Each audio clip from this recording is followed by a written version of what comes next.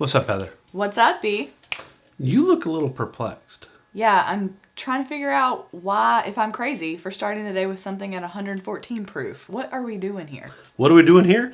We're celebrating Poor Decisions Wednesday. Clearly. That's right. Clearly. We're diving headfirst into this Uncle Nearest single barrel, which was a Carolina Beach locals pick, barrel 1764, because I know we all know what that barrel is. Absolutely. It's community selected, community approved with zero chill filtration. Like us, zero chill. Zero chill. This is probably going to be one of our braver pours of the week because it is a beach town locals pick.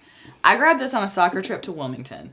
It's either going to be fantastic or it's going to taste like swamp water. There's really no in between. But that's why I'm here. I'm going to find out and be the judge whether or not it's good or swamp water. Well, yeah, because you are the bourbon god.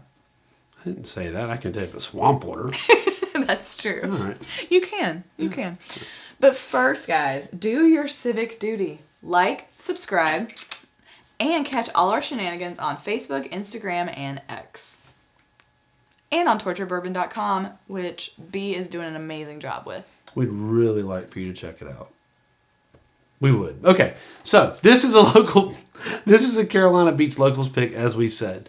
It's not stock. This is the equivalent of your neighbor sipping on out of a barrel and going, "Hey man, that one's good. Give me a bunch of them." That really is. That's exactly what it really is. Give me all of that. Yeah. In fact, we our local bourbon club kind of did that recently, and apparently they all agreed on one and said, "Well, that's the one." Yeah. So, let's hope this one's delicious and not a dud. But if it is a dud, that's on them. We're just going to be the bearer of the bad news. We invested in their bad decision. Community taste, community risk, community bragging rights if it's epic. And if it's not, no one's ever going to say anything. They're just going to drink it in a Coke and move on. So, tell us about Uncle Nearest. So, you should remember Uncle Nearest. Oh, I remember Uncle Nearest. We did a deep dive. Because in your first full episode, your first full real episode, you should do a in-depth look at the history of America and slavery through the eyes of Tennessee whiskey for an hour and a half. Yeah. And the link is... Never struck us to maybe do 2 parts, 3 parts. Or maybe just try bourbon and see if we like it. Or maybe calm down. Just a little bit. You can see us with the big things on our ears. Anyways, go ahead.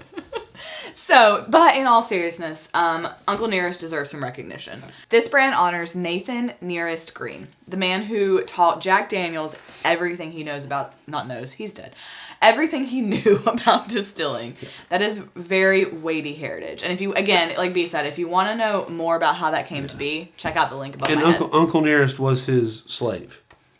Actually, remember... So, he was not his slave. He was a reverend slave that took Jack Daniels in. Okay. He was a slave. He was not a slave. His correct. Okay. Mm-hmm. But the picture that you see that people claim was Uncle Nearest is actually either his son. I think it's his son. Yeah. Who was also in the distilling game. Yeah. He actually worked for Jack back in Daniels. the day. Right. But a lot of times, so that picture you see is actually...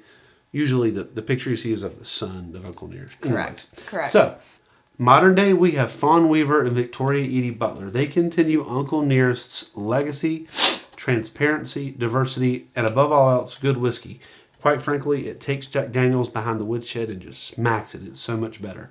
It's triple filtered and all that. It's the Lincoln County process. It is. We've never had one we didn't like. No, we haven't. No. And we love everything about what they're doing. Yeah. They're awesome. Great company. They're awesome. So here... We're apparently tasting both history and activism. A little bit. Which I think is the perfect midweek pour, personally. Yeah.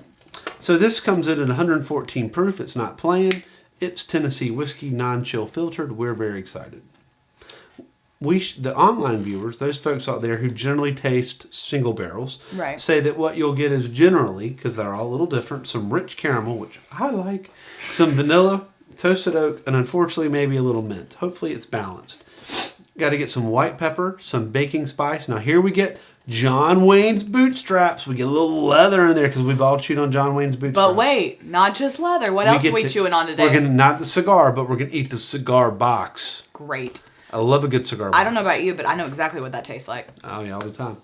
Now despite the high proof, it's supposed to be smooth with ginger, nutmeg, and almond.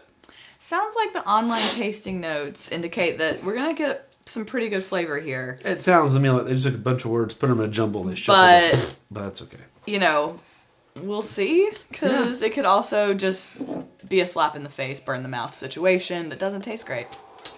But that's why we're here to drink live, to verify this exactly for science. So we're going to now taste, rank, and discuss this bad boy. Let's do it. Let's do it. We smell him first? Yes. I want to see you drink it without smelling. Not going to work. What are you getting? Bourbon. Tennessee whiskey. You are smooth as Tennessee whiskey. Better You than really are. Look, I can already tell it's better than Travelers. There's such a thing about Travelers. If you want to know what that is, check out B's Rickhouse Rants on torturedbourbon.com. I think it's volume 5 or 6. Okay. All right, I buy the caramel, the vanilla. And the high proof. The higher proof. Yeah, it tingles. Little it tingles the nostrils. But not overwhelmingly. I mean, I don't want to, but you can tell it's going to wake you up. And I don't necessarily get mint, but maybe that mentholy Yeah. a little bit. Yeah. Are you ready to taste it? Yeah. Let's do this. Do it. Hit it. Totally gonna get cigar box. I get the paper of a late Monte Cristo, say 1986 paper, with some nice paint on the top. I got mahogany. Maybe something that you kept your pencils in, like in elementary school. You've kept your pencils in a cigar box. You didn't have a teacher that did that? No. My 4th grade teacher, she kept stuff in cigar boxes. That is awesome. Yeah, it was cool. That's so cool. You got to get your prizes out of cigar boxes. That's amazing. Yeah. Also, that is so 90s. 80s. It was like 89, maybe? That's so on brand for the know, 80s. something like that. That's amazing. Maybe a little before that, actually. Okay, so. What do you get? It's tingly. It is tingly. It's tingly. That's a very official term, tingly. Okay, I get the mint. I get a little mint. But it's not overwhelming do. mint, but there is a little, There's that a little- rye, that rye is present. The rye is present. The rye spice is there, absolutely. The white pepper was on point. Yep. Because as we've discussed before, for those of you out there who like to cook, white pepper and black pepper are very different. Yeah. And this one is more of a white pepper. I get a little bit of caramel, but it is not sweet. No. This is not a sweet bourbon. It's not sweet. And I don't say that as a criticism. No. But you know you're drinking whiskey. The spice hits you. The tobacco is there. Yeah. That kind of hits you. The oak's on the breathe out. Mm-hmm. I don't find it real oaky, but there is a little oaky in the breathe out. And you know, I almost always get a smokiness in anything that has gone through the Lincoln County process. I think it's the charcoal, I think. Yeah. Or maybe I'm just making that up. But I do feel like I tend to I don't think you're making it up on purpose. I don't think you're lying to anybody. You might be telling yourself that. I do think you get smokiness. I think you get some smokiness. Yeah. Whether y'all agree or not, drop a comment and let me know. What do you think? Do you get the smokiness in this? Yes. Yeah. I do too. Yeah. And I think that overwhelms any of the caramel up front. Mm-hmm. So if I have any criticism of it, is that I love the spice. I do get a little baking spice. There's definitely white pepper. Definitely a little mint. But it's just this tad of letting you know there's rye in there. It's not minty, right? There's a drop of mint. Mm-hmm. Kind of cleans the palate, actually. And you breathe out a little oak. What I don't get in the front is a nice caramel. Or vanilla. Yeah. So it's missing that. It's got a good mid palate and back palate, maybe, but that mid palate hits pretty quick. That's what I was gonna say. It's almost missing that front flavor profile that kind of brings you into it. Yeah. It hits you almost at the middle. It's on the shelf. It's a sipper. Yeah. Come over, try it, have some. I'm not gonna be heartbroken if you do. Mm-hmm. If we drink it, I'm not gonna be heartbroken. We don't necessarily have to go out and buy another one from the Carolina local yokels. Yeah. But that's not knocking them. No, but you're right. It needs a little bit of sweetness to balance something it on out. the front palate. It does. It needs either some vanilla, some caramel, some maple syrup, cinnamon even. Now I will say for 114 proof, I'm not that.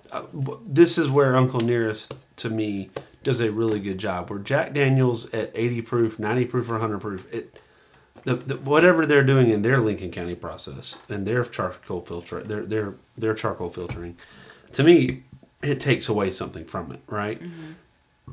With Uncle Nearest, what I get is I get a smoothness without losing the fact that it's whiskey. Right. That it has. So I'll give it props on that because Right. every Uncle Nearest I've had has that. And that's why I will drink it over Jack Daniels.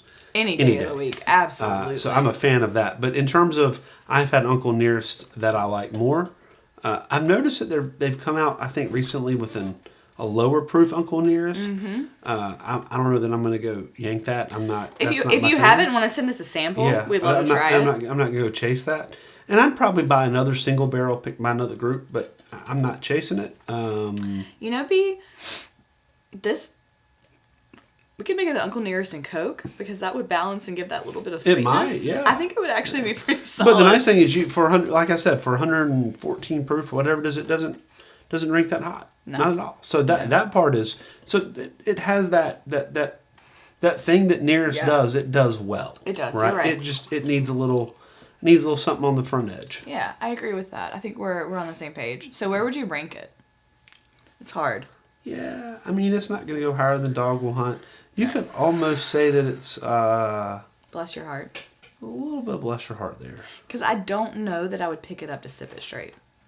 Yeah, I mean, I think that's... I can. Somebody did, and that's fine. Somebody did. Somebody That's did, right. and that's fine. Somebody did. And maybe they don't want to... Maybe they're not into that over vanilla, over caramel. But I like a good caramel.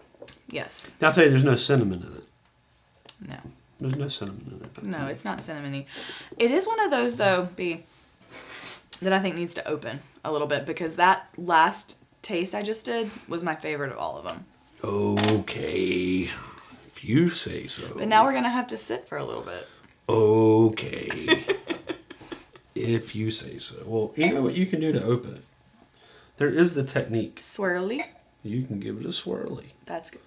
If you do that at the pool, though, kid, he's going to have to sit on the edge for 5 Probably minutes. going to get a little bit of trouble. Next to the lifeguard. I thought about when you were a kid. I never gave anybody what's a swirly? Well, like, when you... Is that what that's called? I don't know. I don't know. I was coming I up thought a with something. swirly was when you stuck somebody's head in a toilet and flushed Oh, that's it. bad. Yeah, don't do that. Yeah, don't do that. That gives you more than 5 minutes out of the pool. No, that's a wet willy. Wet willy. Oh, you're right. Yeah. Well, don't give this a wet willy. Why would you give this a wet willy? How did that sit? You don't want to give this a wet willy. You're weird. Yeah, I'm weird. I'm definitely the weird one. It's definitely me. It's me. Hi, I'm the problem. Giving bourbon wet willies. So you have to do your little stay tuned thing or whatever. Yeah. I made the point that I think this is one kind of like a Jack Daniels that we tasted actually that needs to open a little bit. Yeah, that's like 130 proof. That is your quintessential. This thing just strips the 57 Chevy. So we've swirled, we've opened, and now we're gonna give it one more flavor profile tasting. Well, I'll tell you that the nose has changed a little. Still nice, but it's opened up a little bit. It opened up, yeah. I totally agree. It's got legs. It knows how to use them.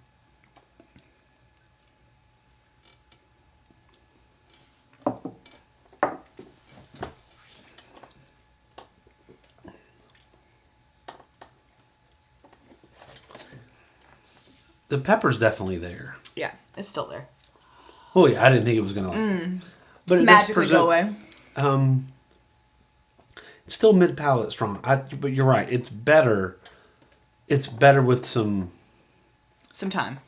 Yeah. Give it. If you have a bottle of this, or you pick one up, Or just do what I did for 3 minutes. yes, swirl.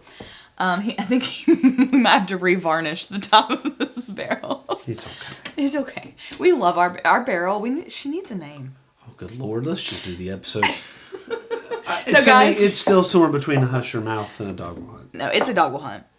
Okay. You mean a Bless Your Heart and a Dog Will Hunt? I'm sorry. Yeah. My bad. I was like, dang, that really. No. It's between a Bless Your Heart and Dog Will Hunt. Yeah. It's somewhere in that. I agree. I'll sip it neat. I mean, last night after about 11 o'clock last night on that back porch, I would have sipped it neat. We would have probably sipped most anything. Yeah. Been fine. We still have standards, though. We still wouldn't sip Mellicorn. No. We still have standards. So if Standards be they low, they're not that low. but they're there, okay, B? They exist. Mm-hmm. So, if you have a local barrel pick, tell us about it. We would love to have some, spotlight it. Just a little sample bottle. Yeah. So, But until next time, to our next poor decision. And I wouldn't say this was a poor decision. no, not It was poor a- P-O-O-R. It was we had a POUR, and the POUR was not POOR. It was just kind of meh. It was fine. It's fine. It was fine. It's fine. Everything's fine. Everything's fine. Until next time, everything will be fine. Cheers, Cheers, y'all. y'all.